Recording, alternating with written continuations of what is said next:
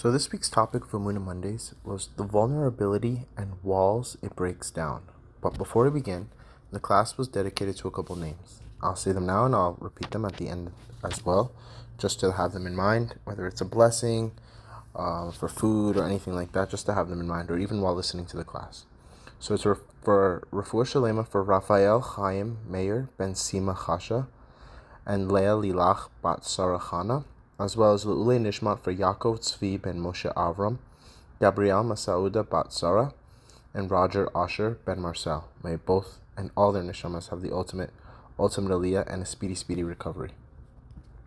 So, the topic of vulnerability and the walls it breaks down. The reason I chose this topic was because everybody experiences like the aspect of putting walls up and not being vulnerable. They just don't allow themselves to be vulnerable. They all will experience it or are currently experiencing it.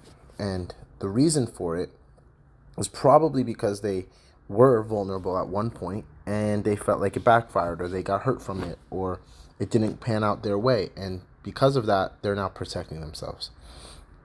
Completely understandable.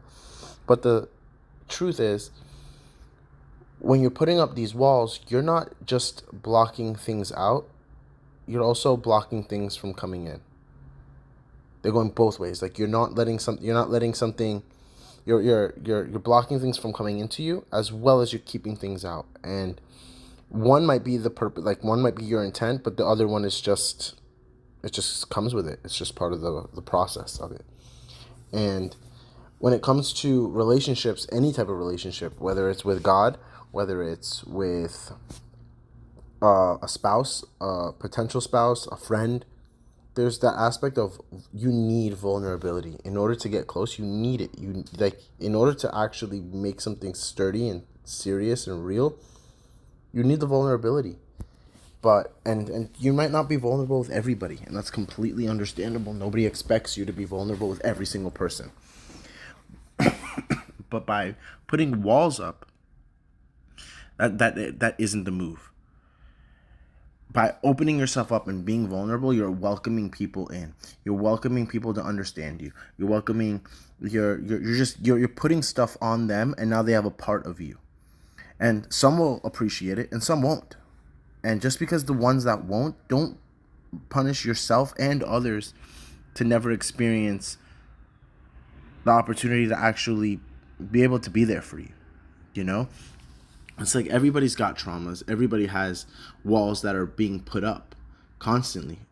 And that's default. It's bound to happen, you know? It's the only thing. It's like it's the most normal thing to do. It's like you burn yourself. You're going to make sure to have specific instructions on how not to burn yourself. Or if you, let's say, just got pulled over, God forbid, for running a stop sign, every time, like at least for the next 24 hours, every stop sign you see, you're coming to a complete stop because you literally just got a ticket. You know what I mean? So it's like, open yourself up, be vulnerable, and you can be picky with who you're vulnerable with. Not everybody gets full access of you. That's fine. That's not putting up a wall. There's a difference between a wall and a filter. The wall is by default. Many people just throw up a wall. But break that wall down. Break the wall down. Take it down. And create a filter. Maybe like have little triggers that are like, oh, this is a red flag for me. This is this. Create it. It's fine. You get to determine how that goes. Because in doing so, you're still welcoming people in, but you're really picky on who it is. And again, you're really picky because of whatever you experienced. It could be a trauma. It could be on personal levels. And again, that will open the door to relationships, shidduchim, connection with God. Be vulnerable. Just literally be vulnerable. Express it. Not bottle it up and understand. Prejudge what people are going to assume and this and that. So it's not even worth saying. I'm just going to hold it in. I'm not going to vent it out. I'm not going to express because people are going to be like, oh, you were wrong, this, that. It's like, okay, even if the person knows they're wrong, they don't want to hear it. You know, it's like if I'm telling you, it's not because I think I'm right. It's because I'm just expressing. And some people always want to fix. They want this. But sometimes you just need the ear. Sometimes you just need that non-judgmental ear just to listen and be vulnerable and express. And it does something. It's like a burden lifted off. Even though the person didn't say a single word, just having and just expressing it out does wonders. And that's literally what this whole entire topic was about, is because people are struggling with making connections, and whether it's with God or with in a relationship. But the truth is, like, how are you going to marry somebody that you can't even be vulnerable with? The truth is, if you don't become vulnerable, they will never know you. And if they never know you, they're never going to love you. They're never going to like you. It's all fake. Their life that they have is fake. Their love that they have for you is fake, because you're not expressing yourself. You're not being you. You know? And at first, it's extremely nerve-wracking. But the truth is, the more you get to know the person, the more you're invested in the person, suddenly those red flags, those deal breakers don't exist. They don't exist. They get wiped away. Why? Because time. It's time over that. Like, for instance, you can find couples from, let's say they're married for 20 years, kids, everything. And you talk to them, it's like, what were your deal breakers? They go through a whole entire list of deal breakers.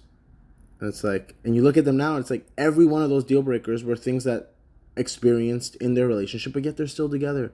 Why? Because you know what? It might be a deal breaker right now. Right now.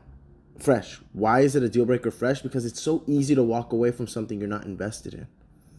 You know, if somebody walks in and it's like, it's like, oh, they're attractive. All of a sudden they pull out a cigarette, and cigarettes trigger.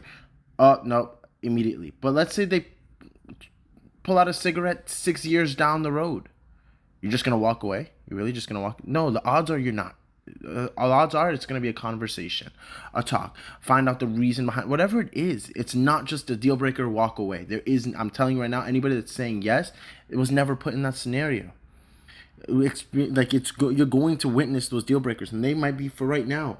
Start psychoanalyzing, why are they deal breakers for you? What's the trigger? There's a trigger there, you know? And again, that's being vulnerable. Dive into yourself, be vulnerable with yourself, and then you'll find yourself being able to be vulnerable with other people. But it's not going to be everybody. Some people don't get full access to you, and that's fine. That's fine. That creates value. That's completely fine. But don't block everybody off because of one or two. No, because at the end of the day, you're only hurting yourself.